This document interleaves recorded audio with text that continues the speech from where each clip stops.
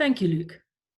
I'm honoured and really touched to receive this wonderful award. It's great to be recognised for something you love doing, and I hope every edie award winner today feels exactly the same way.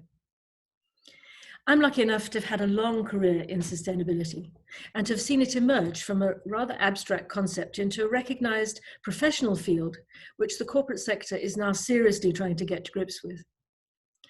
I first came across the concept in the early 90s, and it quickly became the defining principle for all our work, including in the programme the Prince of Wales had asked us to run for senior business leaders to help them find a convergence between profitability and sustainability. We still run that programme today alongside a host of other activities, all designed to drive progress towards a more sustainable economy. In those early days, because the concept was being newly applied in the business world, we inevitably had to spend time on definitions of sustainability. But more importantly, much of this was so new that many of the debates were positively electrifying, as they profoundly challenged perceptions of the purpose of business and many of the more fundamentals upon which our present economy is based.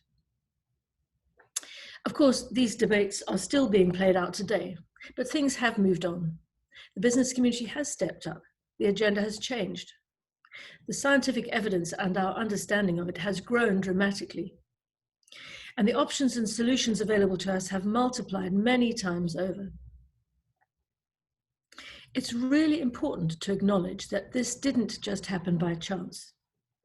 It is the result of tens of thousands of people like you in the sustainability movement and elsewhere over the past 3 decades or more, building the evidence, making the business case, holding companies to account, and offering alternative ways of doing things. But of course, we know that we are still in deep trouble, that our current economic model, despite all the benefits it has bestowed, still results in the erosion of human and natural capital, and fails to create the long-term social and environmental value that we want. And right now, we can have little confidence that we will do what it takes to prevent catastrophic climate change. What I learned in those early days is that you can't simply tell people how bad the problem is or what to do. They have to feel it viscerally and to work out for themselves what they can or want to do. So we gave them the shock and awe treatment, sharing in undiluted form compelling data as to what is really going on in the system, exploring what can be done and the consequences of not taking action, and then helping them to process what it meant for them. These days, our job is different. Nowadays, the focus is far more on how rather than why, as companies try to work out how best to respond to the messages that nature and society are delivering directly to us on an almost daily basis, with floods, storms, fires and drought, and increasing levels of social unrest. Companies now want to know how to respond and are starting to make deep connections to their purpose.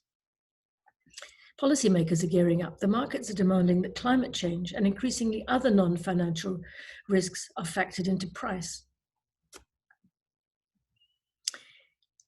If there's anything positive to take from this current crisis, it is the sense that we are facing a unique moment in history together.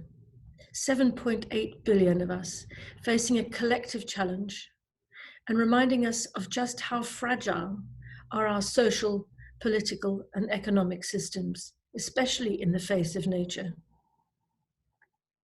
This experience has the potential to create an unprecedented bond between us and might just cause us to decide to do things differently, to recognize that we are not simply victims of the future, trapped in an unchangeable system.